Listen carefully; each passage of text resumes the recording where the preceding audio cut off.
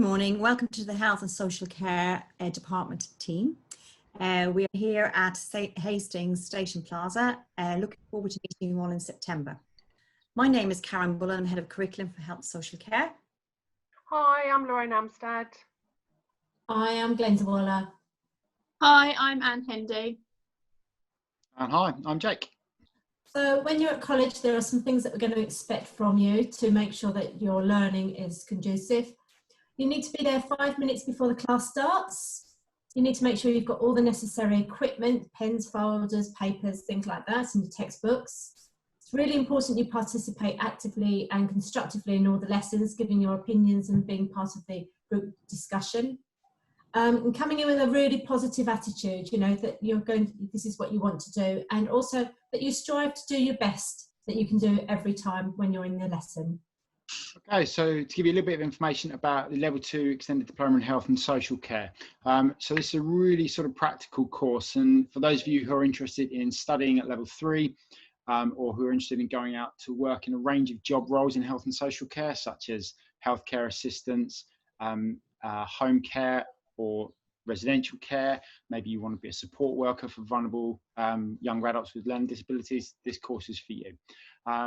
So we're going to learn about a range of topics that will help you as soon as you hit the workplace. So we'll be learning about how humans grow and age throughout their lifespan. We'll be looking at the human body. We'll be looking at how to control infection, which is really an important issue nowadays, given what's just happened.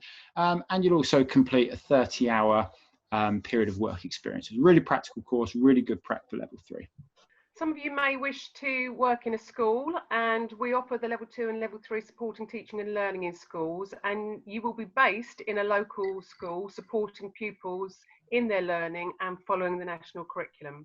So when you're in the school, you'll be supervised by a teacher, and you may work in small groups, you may be supporting the teacher or working on a one-to-one basis with the children.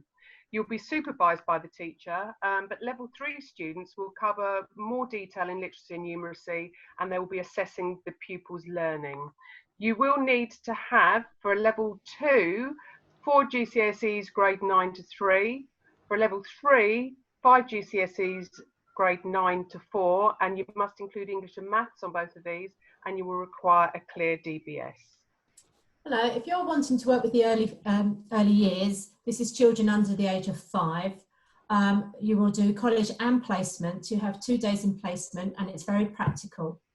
You'll be working in nurseries around the area, and you'll be working with the team.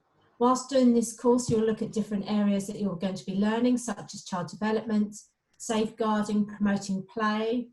And throughout this, you'll understand what the role and the responsibility is of the early years practitioner. For this, you need to have 4 GCSEs between 9 and 3, including English and Maths, and you will need a DBS check.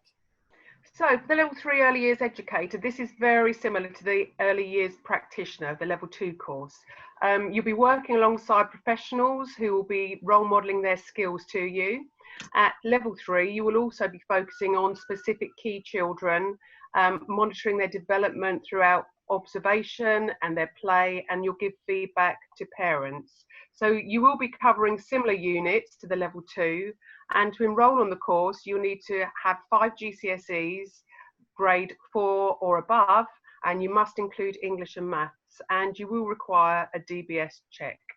So for those of you who would like to maybe complete a course in childcare and progress on to university, the T-level is a new qualification introduced by the government, and we are one of the first sectors to start training on this qualification. It's a 2-year course. In the first year, you will actually be delivered the core units over 5 themes. There will be 2 exams and an employer set project. The themes will be exploring the sector provision for education and childcare, child development and behaviour in English as additional language, approaches to learning for positive outcomes in education for children and young people, professional practice for education, and the last one is working with others in education and childcare. So the second part of the course is occupational specialism, and that's where you choose to work either in a nursery or a school. You'll have 750 hours of work experience, which is 2 days a week over the 2 years. And this is also assessed through external assessments. We do observe you in the workplace, but everything on this course is assessed through external assessment or exams and observation by the assessor. For this course, you need to have 5 GCSEs, grade 4 or above, and you must have English and Maths again, and you will also have to have a DBS. The Level 3 Year 1 Health and Social Care Diploma is really geared to those of you that are looking to start your journey to go off to university or to go out and work within the health and social care sector. You will study 6 units, 2 of which are exam-based, which will be sat in the January term. The other 4 units will be assignment-based. You will have a placement 1 day a week across the year.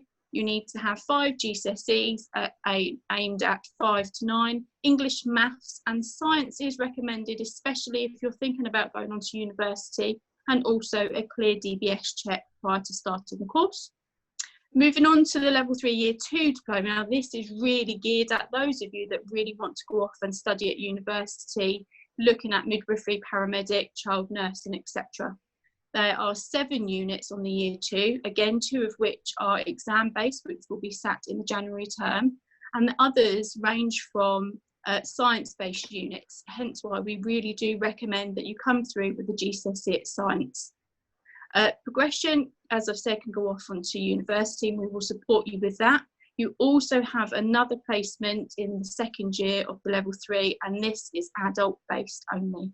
Okay, so because of the important hands-on nature of the work we do, a lot of the ways you're assessed will be hands-on as well. So one of the main ways that you'll be assessed, especially in our childcare qualifications, is through placement observations and the professional discussions which come out of that. But you'll also be assessed in more traditional ways. For example, we might get you to write essays or assignments about the topics you've just been taught. You may be asked to create a set of PowerPoint slides and present those to us. You may be asked to have a filmed discussion with us watching to show what you know about the topic. There'll be a variety of different ways. Level 3 students will also have 2 exams, as Anne has mentioned, in January. Further details of those will be made clear to you once you start college. So all of you who made your mind up on the courses that you want, we've all discussed where you need to have a DBS check.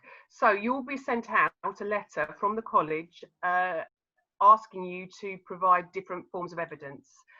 We need this evidence so we can prove who you are. So it could be a passport, birth certificate, national insurance number, and a letter or evidence which has your address on it and your name dated within the last 3 months. When we've actually sent it off for processing, the DBS will be sent to your home address. You must keep this safe, as you will need to have it for your placement, as you will not be able to go and work there until they have sight of it and your DBS number. So what you'll wear in placement, we have a uniform, and it is part of your contract to ensure that you're wearing it when you're working in the nursery or in the care home or any healthcare settings or the schools. So we have a college t-shirt that has the college logo on, and colours vary depending on what course. We expect you to wear black trousers, not leggings, and then a black top, sort of like cardigan or top like that, something that doesn't have any logos on, and then sensible black shoes, depending on where you are actually based on your work placement, because it will vary. Okay, so in addition to the clothes that you're going to wear in placement, there are some other things we need to think about in terms of how you present yourself. So some things to note. Everybody, 1 pair of studs only in your ears, please. No big hoops. They can get pulled out very easily. Not very nice. Facial or tongue piercings, please take them out. We don't want them accidentally falling out. Please be bare below the elbow. This is NHS policy. So that means bracelets, rings, and watches have to be removed. The only exception is a plain gold wedding band, a little bit like this. That is permitted. Anything else, no thank you. False nails, please. No false nails in placement. They're very good at ripping through rubber gloves if you use them. And if they fall off and they fall off into people's food or into people's bodies, that's a very bad thing. So please, no false nails. And in terms of respectful dress, Glenda's already outlined what we were wearing in terms of uniform, but please keep in mind that respectable dress also covers sort of how you wear your clothing. Is it tucked in or left out? So we're trying to look for a professional image in how you wear your clothing as well, please. So an element of common sense required there, but all of these things are a reflection of what is expected in the industry, so we expect it from you.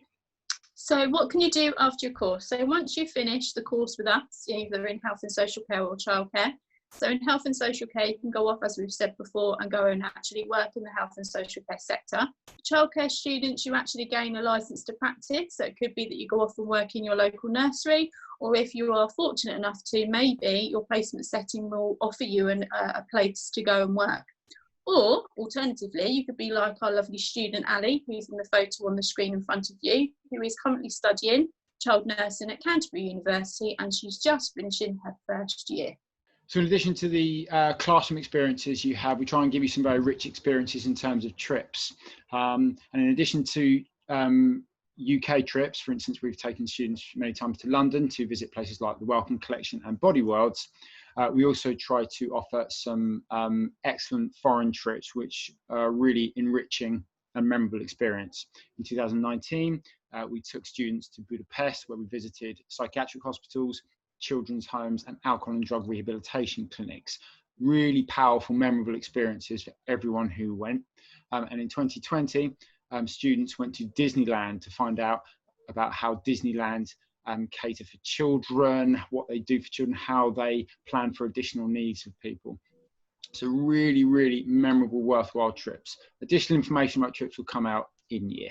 So this student that's on the screen in front of you is Fleur Grimmer. She has just completed her level 3 year 2 programme with us. So she started on the level 3 year 1, did both of her programmes. She's currently working at the Conquest Hospital and delivering babies and helping new mums. She has also been offered places at Canterbury and Brighton University to start this September to study midwifery.